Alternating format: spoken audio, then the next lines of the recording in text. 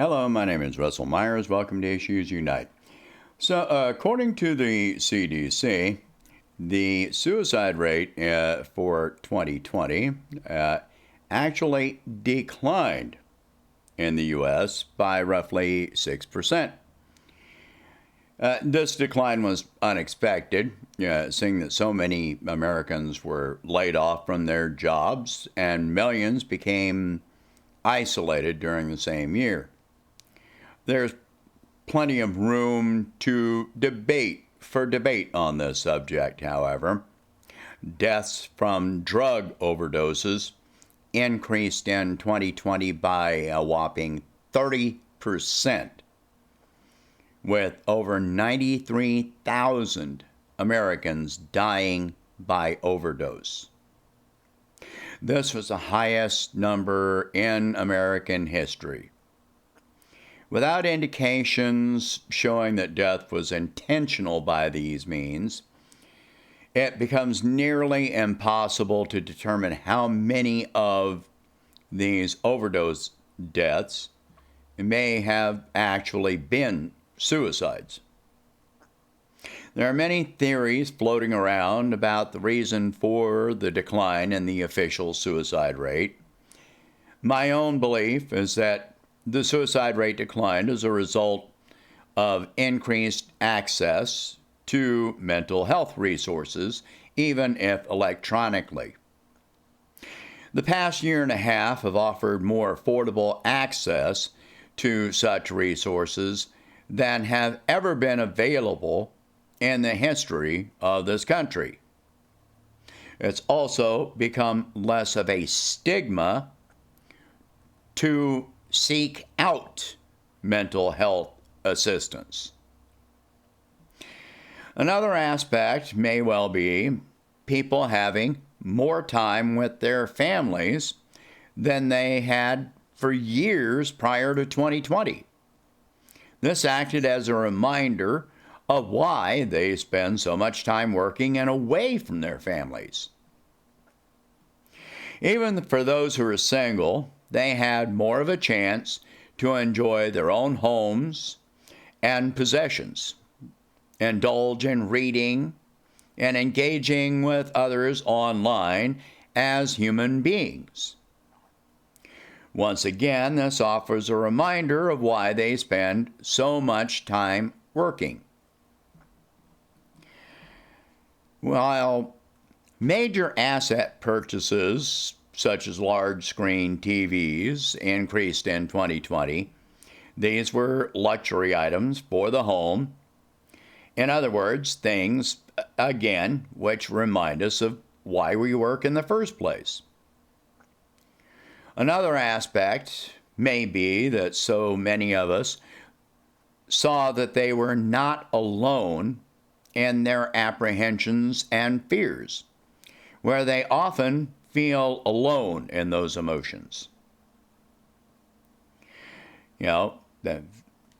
But anyway, they felt more open in discussing their emotions and having those emotions reflected back.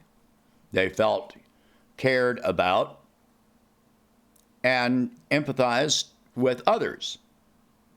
So it became a cycle. Alcohol and drug use in general increased dramatically in 2020 up to the present.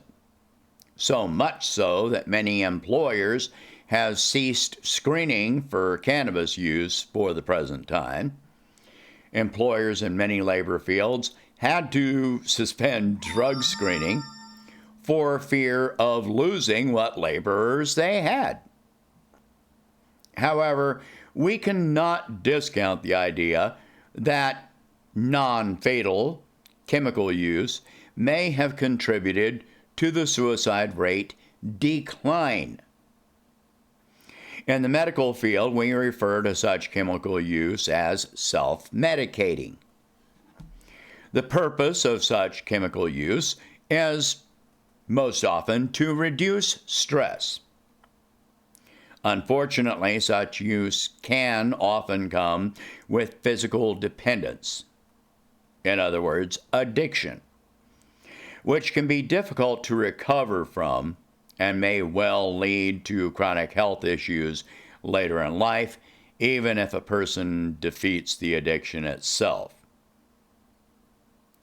It's well known that we're in the midst of an opiate epidemic already, and that was before 2020. But now alcohol and other drug use have also increased, so that's not good. But if the use of those chemicals stopped people from committing suicide, okay, take what we can get.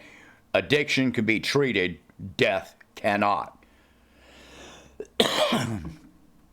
I made a video early in 2020, before our own lockdown began, encouraging people to offer emotional support to family members and friends, even online friends, because of the isolation and stress which were going to come about as a result of the pandemic. It seems like many people understood this, whether they watched my video or not, they also understood this, and they did offer that support to others around them. We are far from being in the clear from these stresses. The fact is, we should be offering such emotional support to one another on a regular basis, pandemic or no pandemic. It's called being human. Unfortunately, in many ways, we seem to be moving in the opposite direction at the moment, at least from what is being reported, and from some outward appearances at least. Some statistics say that crime is increasing, though that can be questionable. I don't trust the media on this. I find it interesting that suddenly crime increases immediately after the defund the police movement gains so much traction. But online aggression has increased since the beginning of this year. Part of that I attribute to people having some fantasy that all our societal ills would magically disappear once Trump was no longer in office. As reality continues to be realized, anger and frustration rises. I do expect this to be temporary from the current circumstances leading to these emotions. Unfortunately, these circumstances are likely to be followed by more events which may well be considerably worse. Some people are still raging about Trump 10 months after he left office, while others are raging against Biden just as mindlessly as the TDS crowd raged about Trump. Meanwhile, we have other stresses increasing on top of the continuation of the conditions which were already in place, illustrating that who is president has no bearing on our societal health.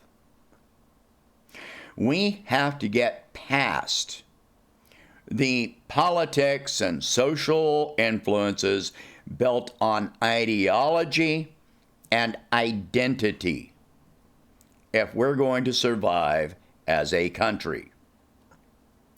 Even more so if we expect to ever improve our situation. The best things any of us can do is continue to be present for those in our lives. Offer support, assistance, and encouragement where and when we can. Avoid engaging in meaningless confrontations. Encourage others to also avoid such confrontation. If it does not improve anything, just walk away. Scroll past it. Ignore it. Just remove yourself from attempts at conflict, whether it's blocking somebody online, walking away from a coworker, from some meaningless, whatever.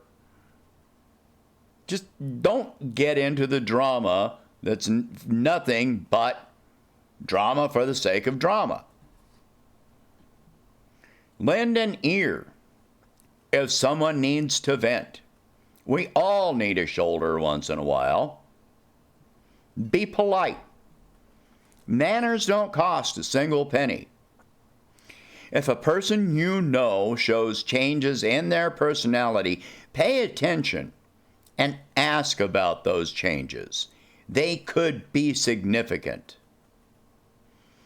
Some of these things may sound simplistic, but they can make a huge difference in the moment when another person is on the edge.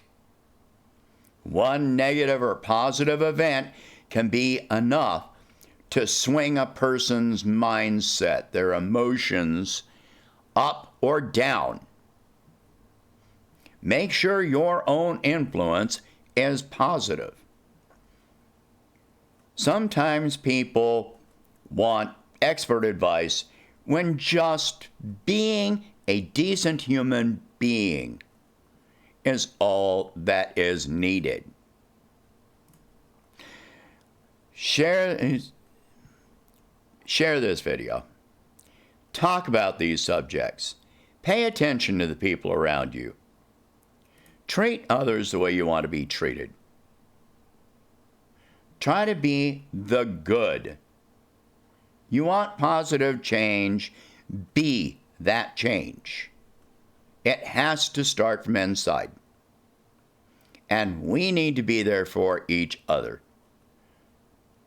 So, anyway, if you can, please donate $1 a month to help expand the channel. I'll catch you in the next one. Thank you for watching.